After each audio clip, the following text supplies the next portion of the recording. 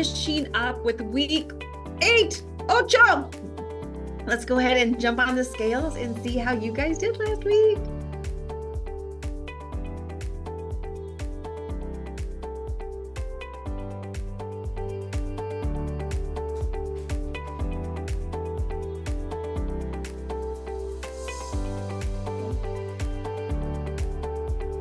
Stephanie, 192.2. Oh no, 191.6.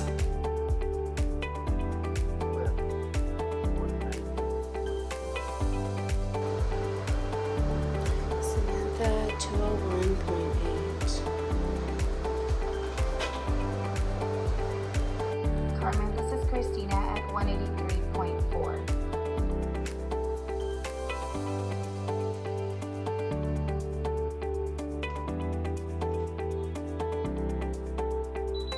Beth, 167.7. This is Karen, 275.5.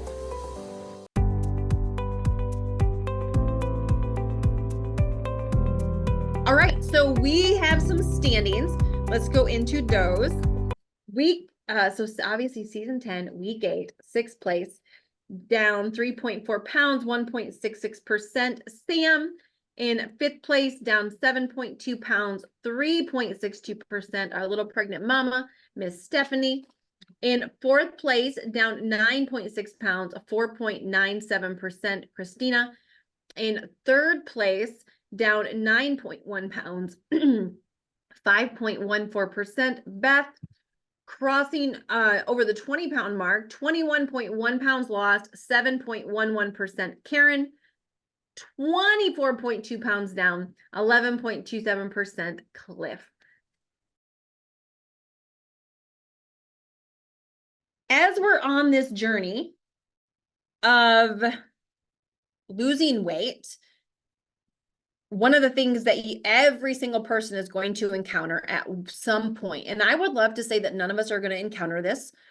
And sometimes when I cover this topic, I'll get people that are naive and they'll say, well, Carmen, no, I don't think I'm going to go through this because my friends and family, they just all love me and they're supportive. Listen, this that we're going to talk about has nothing to do with people that love you and support you. It has nothing to do with having family and friends that adore you. It has to do with encountering human beings that have insecurities.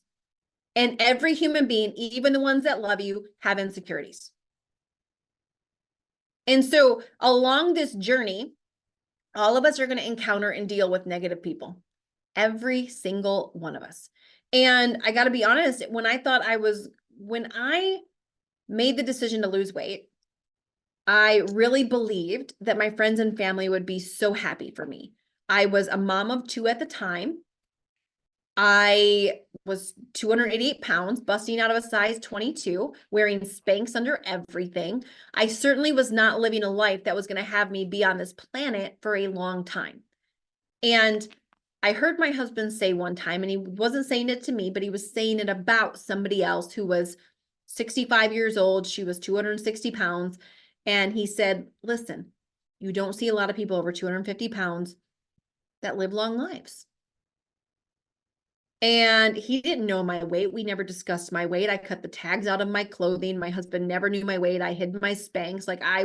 I put out the face of confidence, but inside I was trying everything to cover up my insecurities. And so I knew that I wanted to be around to watch my kids get married, to watch them have babies, to watch my grandbabies get married. I knew I wanted to be on this earth as long as I can to collect as many memories as I could. And I knew that my biggest thing that was going to take me out was my weight. Weight is the biggest contributing factor. Any excess weight is the biggest contributing factor to any disease, anything. And it trips me out because you'll see people overweight and they're health nuts. They're like, no, actually they're not health nuts. Here's what I see. I'll see people who are overweight and they'll shame my husband for drinking Diet Mountain Dew. They'll be like, do you know that's got sucralose in it? And I'm thinking, you got 50 pounds on you, girl. You got 50 pounds on you, guy. How are you talking about my husband's sucralose? Your weight. I'm not saying sucralose is great. Don't hear what I'm not saying. But what I'm saying is they're not removing their own plank from their own eye and saying, wow, this weight is a bigger deal than the freaking sucralose. Or you'll see people who are struggling with their weight and they'll condemn somebody for eating fast food.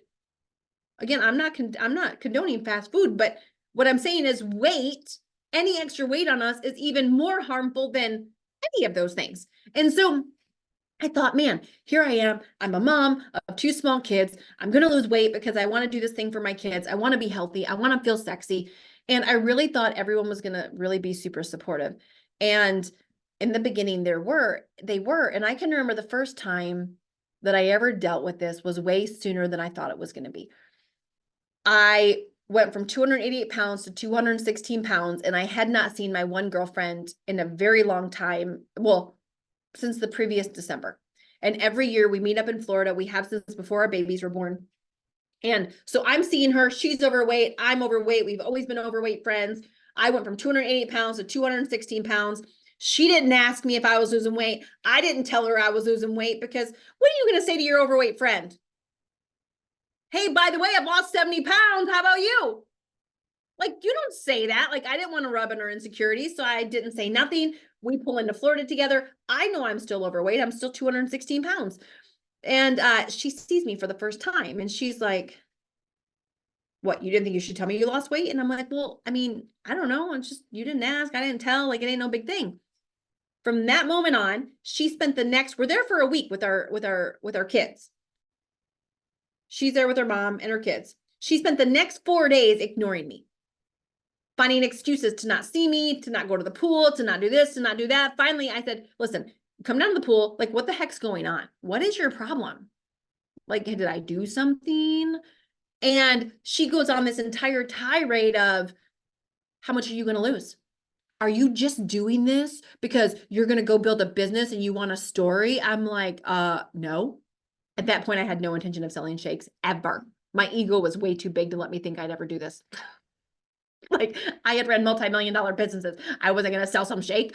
And so she's like, and how much are you going to lose anyway? Where are you going to lose any more weight from? I'm still 216 pounds. I'm 5'4". That's not a small woman. And at this point, I have a bathing suit on. It's December. I'm not buying a new one because by the time swimsuit season comes, I'm going to be even smaller. So I'm wearing this swimsuit that's big. She goes, what, you couldn't afford a bathing suit? I can buy you a bathing suit. I mean, just talking out of all her hurt, right? And I just said, listen, I'm losing weight. I'm nowhere near being done. And you can either be supportive or you can say nothing. Those are your 2 options. If I can't get your support, I would love your silence. And I just laid the boundary in the sand, or I just drew this a line in the sand of, here's my boundary. You can either shut your mouth or you can support me and encourage me. One of those 2 things. And she shut her mouth. She didn't say nothing. She thought I secretly had weight loss surgery and did not tell her until she came around and she saw me eat. And I didn't know that then, but after you've had weight loss surgery that you can't eat a lot. So once she saw how much food I was eating, she says, well, she didn't have weight loss surgery. Okay. Then she thought at some point maybe I was throwing up because she couldn't believe I had lost the weight. And this was one of my best girlfriends. She was a bridesmaid in my wedding. Like, we are close. We raised kids together. We vacationed together. She's one of my best friends. I never would have thought that we would have had this issue because I was losing weight. So what I'm going to tell you is at some point along the weight loss journey, you're going to run into negative people. And what I can tell you is in my weight loss journey, there's only one person who never said anything negative. One, and that's my husband. My mom, who loves me dearly, said stuff. I mean, not super hateful, but she'd say things like, I don't know where else you're going to lose from. Aren't you skinny enough? People would say things like, where are you going to lose weight from? You better stop. You're going to look like a cancer patient if you don't stop. You're going to look so sickly and sunk in. I mean, you're just not going to look good. Where else, and I could see myself naked. I knew what the body fat thing said on the scale. Like, I knew I wasn't unhealthy. And I can remember one day going to my husband in tears. And I said, babe, I know what the body fat percentage says. My goal was to get down to 18%, which, by the way, is not unhealthy. At 18%, you can start to see ab muscles at 18 to 20%. You can start. You don't even have a 6-pack or a 4-pack at that body fat percentage. But I didn't necessarily want that. I just wanted a little bit of definition on my abs. That was it. And so I could see that I was still at 25% when people were saying I was too skinny and too this and too that. And I went to my husband in tears and I said, do you think I'm too skinny? And he says, no, I was in a size 6 at the time. And I said, do you see me doing anything unhealthy? And he's like, no. And I said, if you do, I want to give you full permission to say something. And he says, Carmen, the hell with them. You keep going and you keep doing your thing. And I did. And every single person in my life had something to say about it.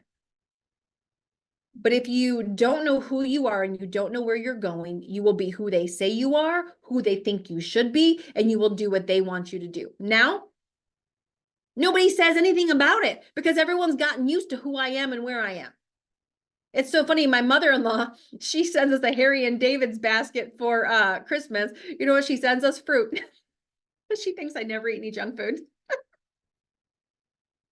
It's fine. That's what she thinks. And it's so funny because she's around on the holidays when I cook all the bad things, right? Because I'm in the freedom phase. I can do that. And I'll teach you guys how to do it once you get there. We were at our last First Steps of Success and I was going back. I said, hey, I got to go. I have an appointment. And my husband's uncle says, oh, you got to go work out. I'm thinking, no, that's 30 minutes a day, 6 days a week. Like they just think they assume that I just work out all the time, right? But you can't stop people's perceptions. You can't change people's perceptions. You can't change their opinions. And if you live unto them and you work for the approval, you will never ultimately have what you want. And the thing that pisses me off the most is when I was gaining weight, when I had 2 kids and I was getting bigger and bigger and bigger, and I was eating donuts and this and that and all the things that were causing me to gain weight. Do you think anybody came up to me then and said, hey, Carmen, maybe you should put that down? Hey, Carmen, maybe you shouldn't have that Butterfinger. Hey, Carmen, maybe you shouldn't have that Snickers. Hey, maybe you shouldn't have that mimosa. No one had all these opinions when I was getting unhealthy. But then as soon as I get healthy, it was like, whoa. Don't want to get too unhealthy, Carmen. What you doing? And I thought, all y'all watch me go right up. And now that I'm trying to come right down, you got opinions. And opinions are kind of like buttholes. Everybody's got one and they all stink. Here was the thing. All the people trying to give me their opinions and their advice, did they have the health that I wanted?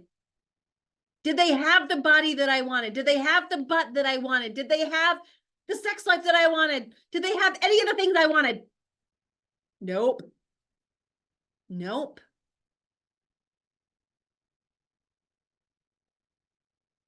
And my rule of thumb is do not take criticism from somebody that you would not take advice from. And how do you know who you should take advice from? They better have what you want.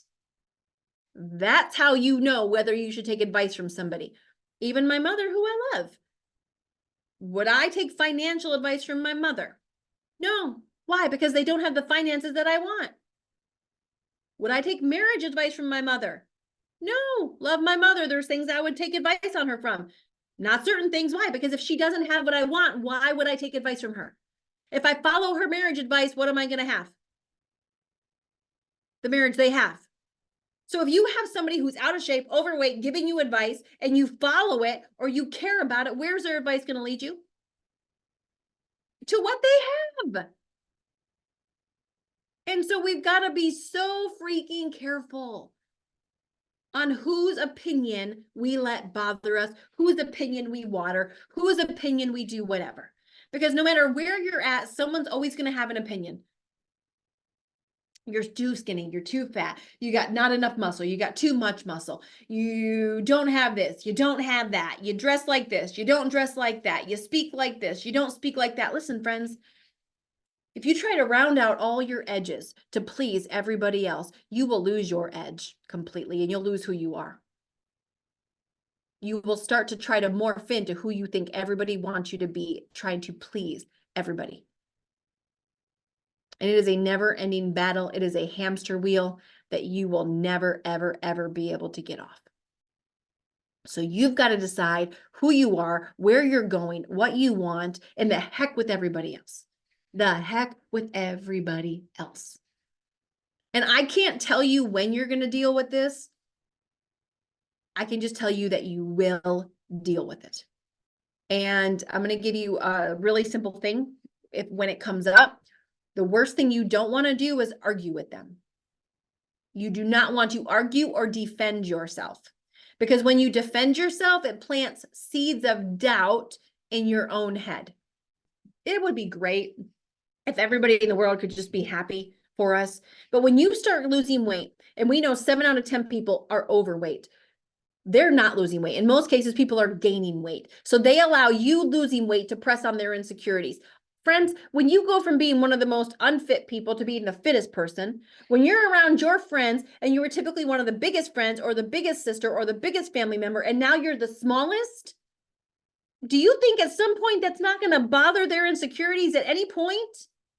It doesn't mean they're not happy for you, but you've got to give it time to work itself out. Eventually, it won't be a big deal. Eventually, you being the smallest and the fittest will not be a big deal. But as it's new, it is a big deal for people. Sometimes even doctors, sometimes even medical professionals.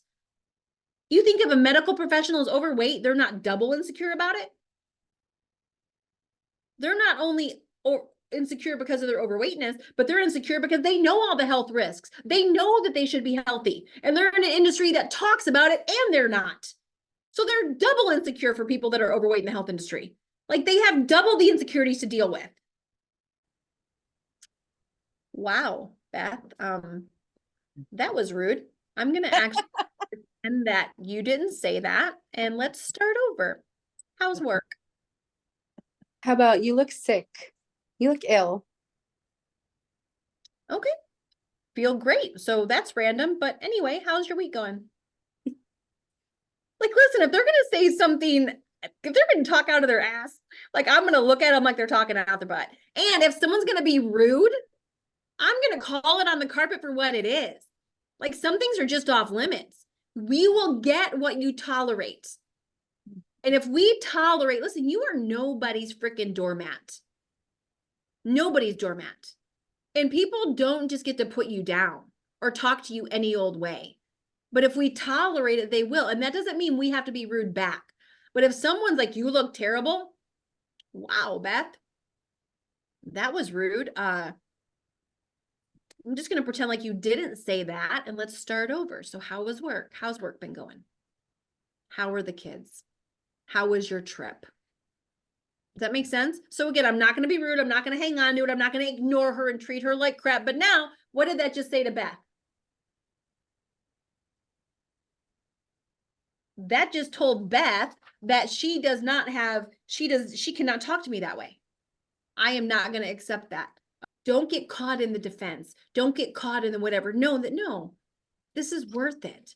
Like, there's no situation that's going to be thrown at you that you can't handle. There's no situation. And here's what eventually happens. You do have people's opinions for a while, but eventually everybody's going to get used to the new you. Everybody's going to get used to the new you. And the ones that judge you will eventually want to join you. You've got to be able to encourage yourself. And so here's what's going to happen. You're all going to have 1 minute. That's how it's going to go. I'm going to time you for 60 seconds. You must talk the whole time. Oh gosh. You don't get to talk for 20 seconds. You must find something to encourage yourself on for 60 seconds. Hear me. If right now you're going, oh my gosh, what did you just tell your brain? That you can't do it. That you're going to struggle. And if struggling is your truth, you're going to struggle. Versus switch that frickin' thinking. I got this. I can encourage myself for 1 minute. Listen, I know this is going to stretch you guys because 1 minute doesn't sound like a lot, but it is a lot. And so I almost gave you all 30 seconds, but I thought, no, they're going to do a minute. They're going to do a minute. I'm going to stretch them tonight, and they can do it. I believe you can do it. You can do it. So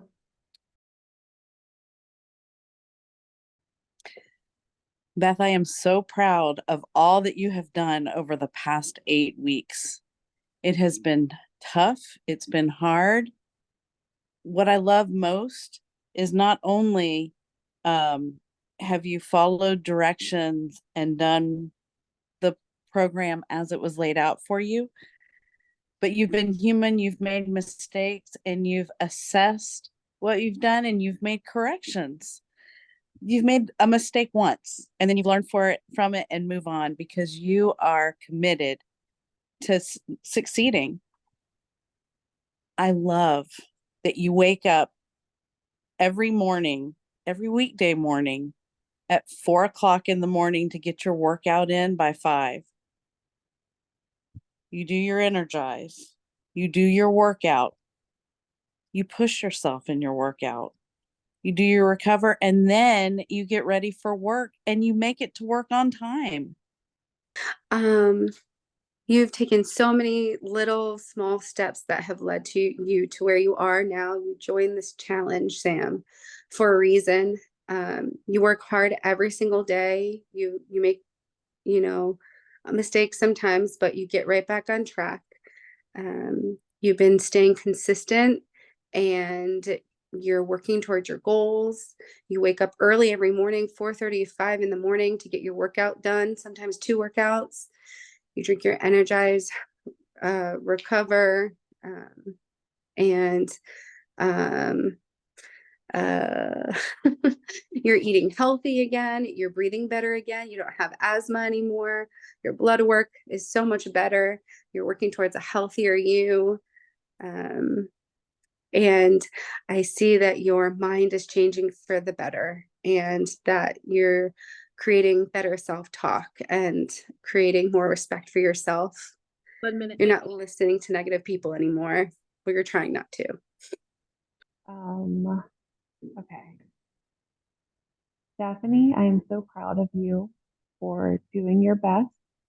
You've had a lot of setbacks that have been really hard, physically and emotionally.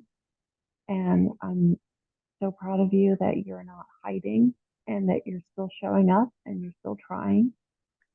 Usually you gain 90 pounds when you're pregnant.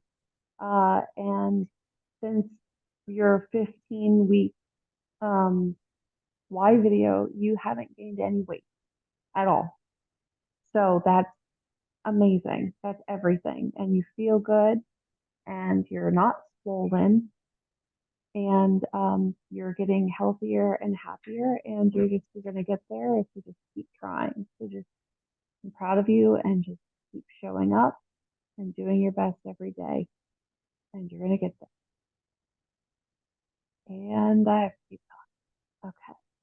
And I'm going to get there. That was so hard. Karen, I am so proud of you for everything that you have achieved this last week, for putting yourself first, even though it was hard. It was challenging to say no when 6 o'clock got here at night and not sit down and eat with your family, or going when you went out for your son's birthday. You literally sat at your favorite restaurant and didn't take a bite. So I'm so proud of you for succeeding in that and for setting yourself up to succeed this time instead of for failing, and for pushing through the exercises when usually you would quit because of the pain or the knee injury. You modified and you kept going and you kept pushing and pushing. And now you've been able to do moves that you couldn't do when you started. You've upped your weights. You're meal prepping, which is something you didn't normally do. 1 minute. Now you meal prep so that you're set for success instead of failure. Christina, you are a true badass. You are killing it. I am just so incredibly proud of the journey that you have decided to take for yourself. You have hit these milestones already so quickly in terms of like your internal health, such big wins that are happening day in and day out. And you were so scared. You had so much fear about what you could actually accomplish and if you could actually do it. And here you are, you're like killing it.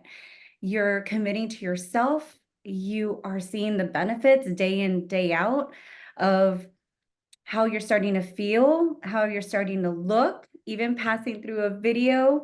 camera and being like, what? Look at you. Like, you're rocking it. Like, this is just the beginning of an amazing journey for you and a lifetime of just happiness. You have been so loyal through this process. You're an amazing encourager. Oh, wow. Okay. I was just going to be getting wrapped up. Cliff, I'm just super proud of you that you took this journey, decided to take this journey. And I am very proud that you have not skipped one workout. And just the whole thing of losing 24 pounds in, I think it's 8 weeks now, and just seeing how much better that I feel. I'm super proud, and remembering to always do the count of protein and all those things, not forgetting, or I should say remembering. And I'm just proud of you for doing that, and always making your salad and adding those little things that make it look pretty, like carrots and blah, blah, blah, blah. I didn't do that before. So I'm just, I feel myself changing and becoming a different person through this process. All right. And so listen, as you guys come into this week, and as we're really rounding the last quarter of phase 1, I want you, we talked about a lot tonight. We talked about your identity and breaking up with the old person. We talked about how to handle negativity from outside and also from inside. We ended with how to encourage yourself and the force that you are through encouraging yourself. And so it's really starting to think about, who do we want to be? What habits do we need to break up with? What habits do we need to, say that was maybe for me then, but that's not for me now. Having the tool in your pocket of what you will do and how you will react when you encounter negative people. And then coming into this week and being able to encourage yourself every single day in preparation for next week's Secret Encouraging Santa.